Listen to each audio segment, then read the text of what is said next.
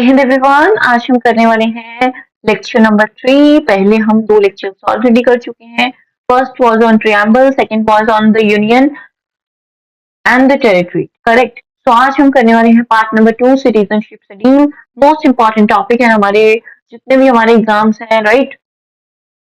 अब फर्स्ट जो आर्टिकल है 1 to 4 हम कवर कर चुके हैं। आज आर्टिकल नंबर 5 से कवर करना है।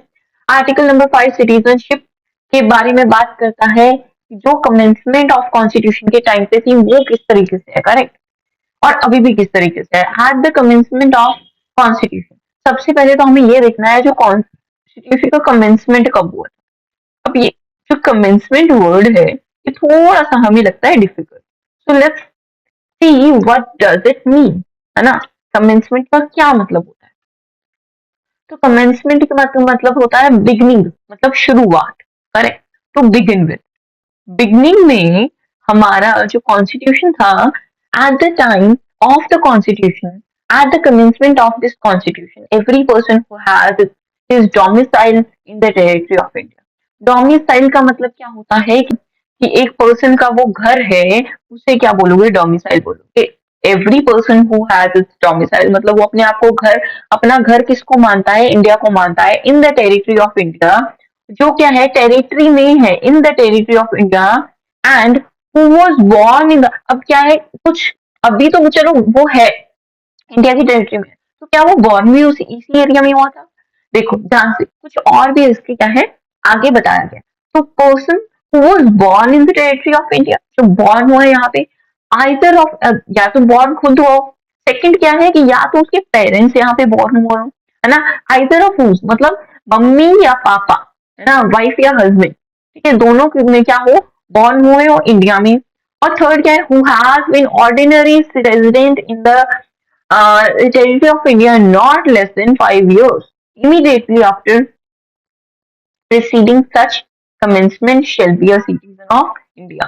मतलब जो इंसान 1950 में जब ये लागू हुआ था, जब ये कमेंस हुआ था, राइट, कमेंसमेंट ऑफ कॉन्स्टिट्यूशन जब हुआ था, तब इसकी बिगिनिंग, इसकी शुरुआत से 5 साल has been originally ordinary resident, मतलब जो यहाँ रहता था, इंडिया में रहता था, for not less than 5 years, वो क्या होगा?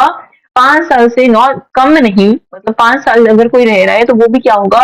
एक सिटीजन ऑफ इंडिया होगा। इतनी सी बात हमें सिटीजनशिप के बारे में हमें आर्टिकल नंबर 5 कहता है।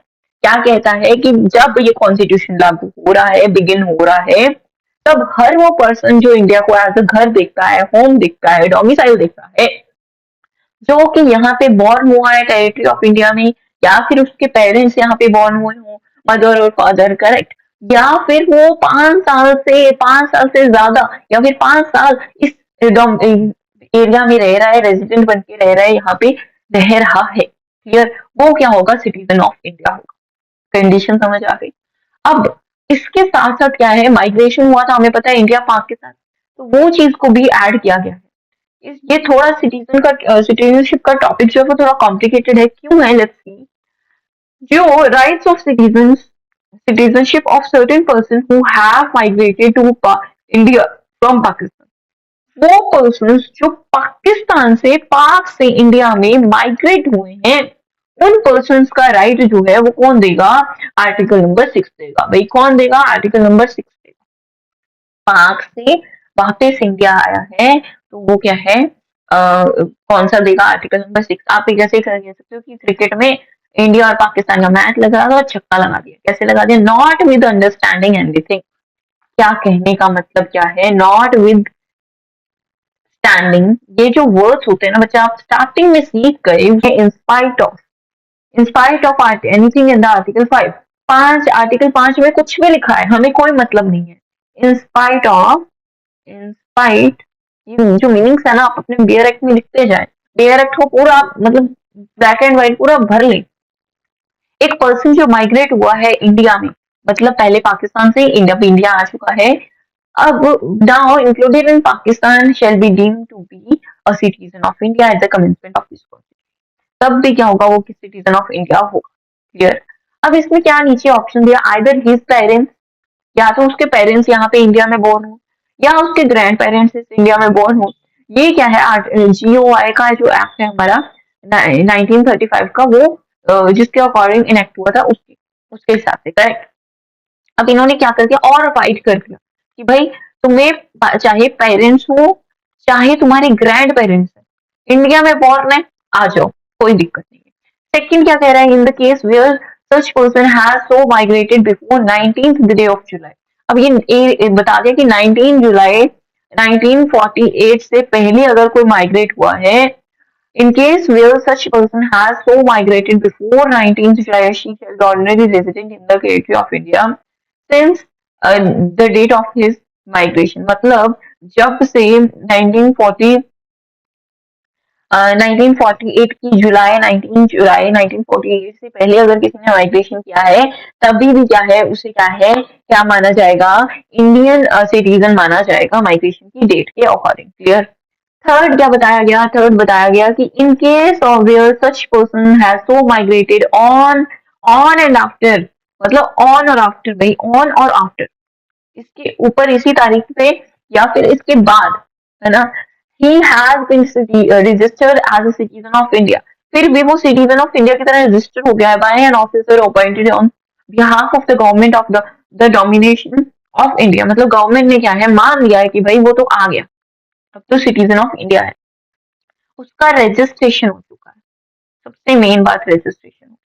Clear. On an application made by him thereto for to such officers before the commencement of this constitution in the form or and manner prescribed by the government। जो government ने मैंने बताया उसी के हिसाब से तो वो माना जाए। क्लियर।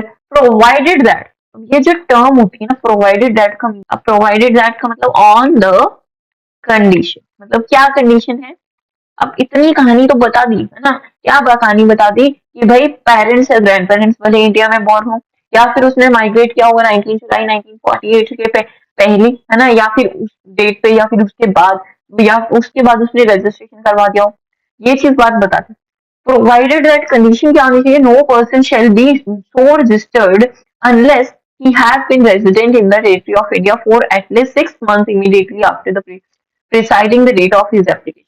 मतलब जो उसने एप्लीकेशन लिखी, उसके एप्लीकेशन के 6 महीना वो अगर इंडिया में रह लिया, रेजिडेंट रहा, तब उसे अप्रूवल मिल जाएगा कि भाई वो क्या है, सिटीजन ऑफ इंडिया है। इतनी सी बात समझ आ गई। ये सब कुछ, ये आर्टिकल क्यों डालना पड़ा, क्योंकि हमारा पार्टीशन हुआ था। क्लियर। तो ये जो 5th 6th जो हमारा डाला हमने, इसी के लिए डाला।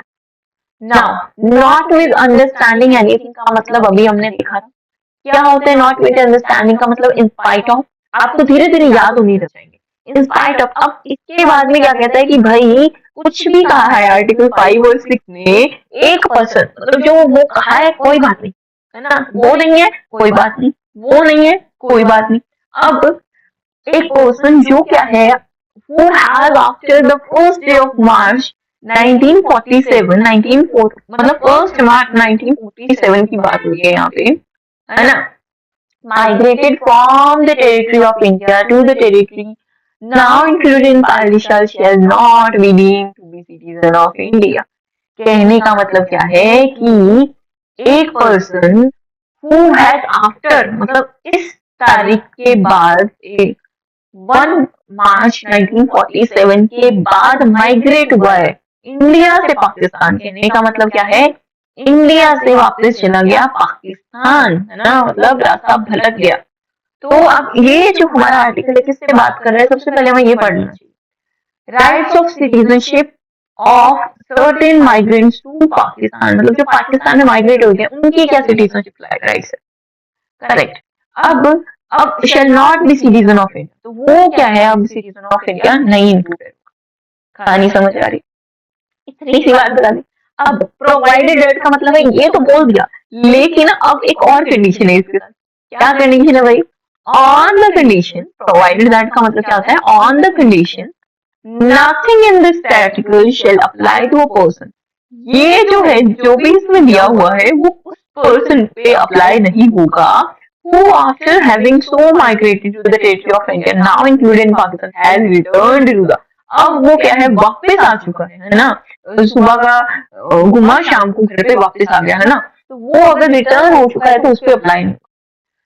अंडर परमिट फॉर रीसेटलमेंट और परमानेंट रिटर्न, है ना, एक रिटर्न रीसेटलमेंट हो रहा था, परमानेंट रिटर्न इशू करवा लिया गया, issued by or under the authority of any law, and every such person shall for the purpose of clause B of the article 6 to be deemed to have migrated to the territory of India after the 19th day of and 19th July of 1948। कहने का मतलब है वो return आ गया है, इसमें permit लेके, resettlement का परमिट लेके वो वापस आ चुका है, मतलब चला गया था वापस आ गया। करेक्ट। कब आ गया है?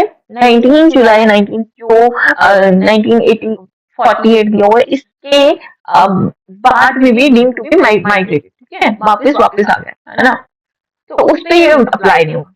इट मीन्स कहने का मतलब क्या है, बहुत सिंपल सी बात है कि जो पर्सन 1 मार्च 1940 साल के बाद आफ्टर जो है वो पाकिस्तान चला गया, है ना, इंडिया से पाकिस्तान चला गया, वो अब इंडिया का सिटीजन है। लेकिन कंडीशन क्या होनी चाहिए कि वो रीसेटलमेंट के लिए वापस रिटर्न ना हो, मतलब अगर वो रिटर्न हो चुका है ना, 19 जुलाई 1 सेकेंड, हाँ 19 जुलाई 1948 से पहले, है ना, या फिर ऑन या आफ्टर, तो वो कंडीशन इस पे अप्लाई होगी और वो सिटीजन ऑफ इंडिया माना। कितना बढ़िया लिखा गया ना law. Next, let me colour change, colour पूरा अच्छा, नॉट विद अंडरस्टैंडिंग एनीथिंग।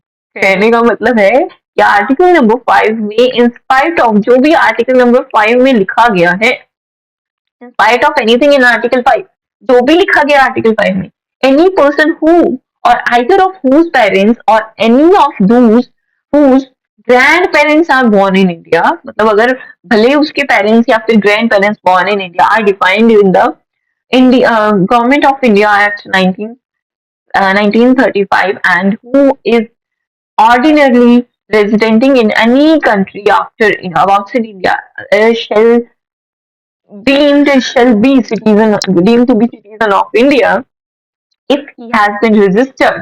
अब यहाँ पे क्या बताया गया है कि रजिस्टर, पहले तो बॉर्न पेरेंट्स या फिर ग्रैंड पेरेंट्स अगर बॉर्न हुए, any person who or either, हाँ, पेरेंट्स, ग्रैंड पेरेंट्स या वो खुद, है ना, सेल्फ, वो बॉर्न हो चुकी है यहाँ पे, और वो क्या है, वो अब देखो रिसाइडिंग आउटसाइड, मतलब अभी क्या है, इंडिया के बाहर रिसाइड कर रहे हैं, रिसाइडिंग आउटसाइड इंडिया, तो वो भी क्या होंगे, सिटीजन ऑफ इंडिया, है ना, वो भी क्या होंगे, सिटीजन ऑफ इंडिया होगा। जैसे एनआरआई आप बोल सकते हो, नॉन रेजिडेंस ऑफ इंडिया।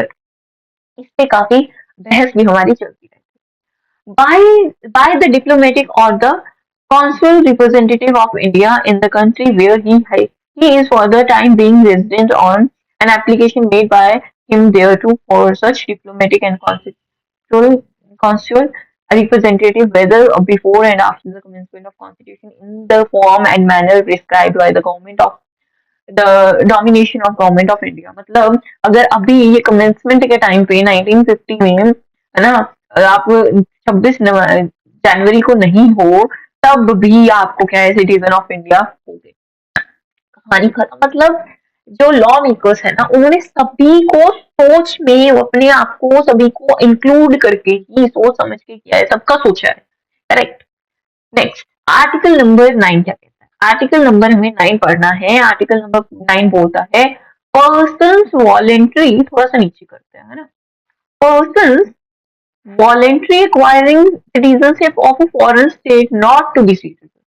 अब जो इंसान अपनी मर्जी से, वॉलेंट्री का मतलब होता है अपनी मर्जी से, है ना, अपनी मर्जी से जो क्या है, अपनी मर्जी से क्या कर रहा है, सिटीजनशिप एक्वायर कर लिया फॉरेन स्टेट, है ना, मैं चली गई, कहाँ चली गई, चाइना चली गई, चाइना में जाके मैं सिटीजन बन गई, तो मैं इंडिया की सिटीजन नहीं हूँ, सिटीजन मैं एक ही जगह की हूँ।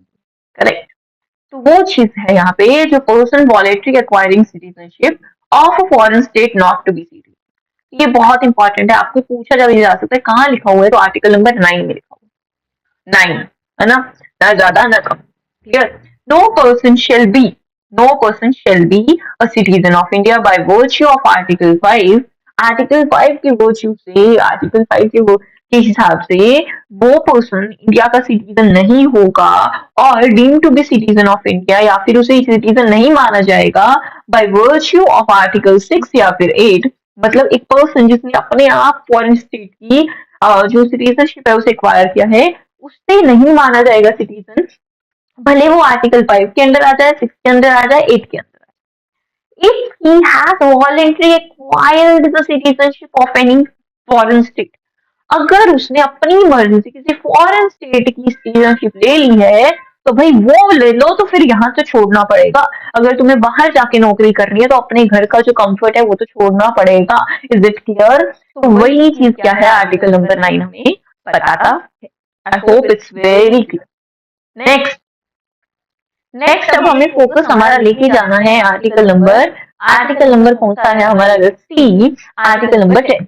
आर्टिकल नंबर 10 क्या कहता है? Let's see. यहाँ पे बताया है continuance of the rights of citizenship. Continuance of rights of the citizenship मतलब किस तरीके से जो सिटीजनशिप है उनकी राइट की किस तरीके से कॉन्टिन्यूएंस होगी, मतलब वो किस तरीके से बढ़ जाए। एवरी पर्सन, हर person who is or deem to be citizen of India, मतलब जो आर्टिकल नंबर 10 है वो किसके लिए है? सिर्फ और सिर्फ सिटीजन के लिए है ना। Of India shall under any of the foregoing provisions of this part shall, subject to the provisions of any law that may be made in parliament, continue to be such citizen। कहने का मतलब एक person जो citizen है या फिर जो citizen होगा सिटीजन ऑफ इंडिया का, वो क्या है? प्रोविजंस ऑफ दिस पार्ट के अंदर क्या है? प्रोविजंस ऑफ दिस पार्ट के अंदर वो क्या होगा? लाइबल होगा, सब्जेक्ट होगा सारे प्रोविजंस के अंदर जो भी इस लॉ में बताया गया है, या फिर जो पार्लियामेंट बनाएगा जो कंटिन्यू टू बी सिटीजन, है ना। तो वो क्या है? ऐसा सिटीजन जब तक बना रहे। क्लियर? इतनी सी बात है, बहुत सिंपल सी बात है। नथिंग इन का मतलब क्या होता है? Nothing in the foregoing provision. Nothing in का मतलब, let's see what do you mean by nothing in. Nothing in का मतलब है नॉट ट्रू टू, है ना। लेट्स सी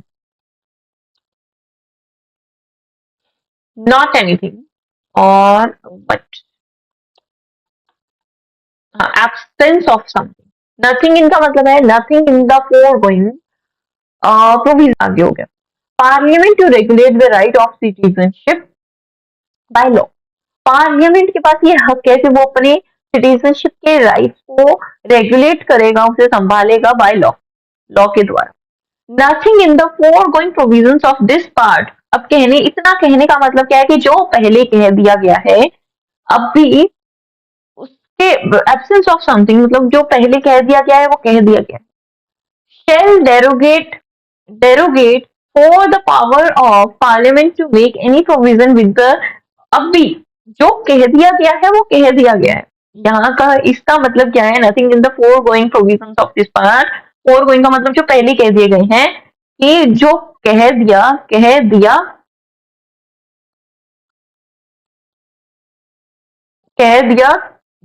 दिया, मतलब वो कह दिया वो कह दिया। अब आगे देखो, है ना। आगे क्या होगा? मतलब जो कह दिया ओके है, fine. On the power of parliament. अब पावर ऑफ पार्लियामेंट की बात आ रही है ना। To make any provision with respect to the acquisition and termination of citizenship and all other matters relating to the citizenship. अब parliament के पास पावर छोड़ी है कि अगर कुछ भी आपको नया बनाना है सिटीजनशिप के अंडर, तो आप बना सकते हो। ऐसा क्यों किया गया? क्योंकि जो ये हमारे प्रोविजंस अगर आप देखोगे 5, 6, 8, है ना, ये सब क्या है? ये पार्टीशन को ध्यान में रख के बनाए गए हैं और मे भी 75 साल के बाद इनकी जरूरत ना हो। करेक्ट। तो वो हम क्या है? हटा सकते हैं, जिससे हमारे जो नेशन है, देश है, उस पर एक्स्ट्रा बर्डन नहीं है। क्लियर? Very clear. आगे देखते हैं। अब ये जो है हमने पार्ट नंबर 2 कवर कर लिया। नेक्स्ट लेक्चर जो हमारा लेक्चर नंबर 4 होगा, उसमें हम पढ़ेंगे फंडामेंटल राइट। है ना। मोस्ट इम्पॉर्टेंट लेक्चर होगा ये वाला हमारा फंडामेंटल राइट्स। आई होप आप अटेंड करेंगे। तो आज के लिए इतना ही। जय हिंद, जय भारत।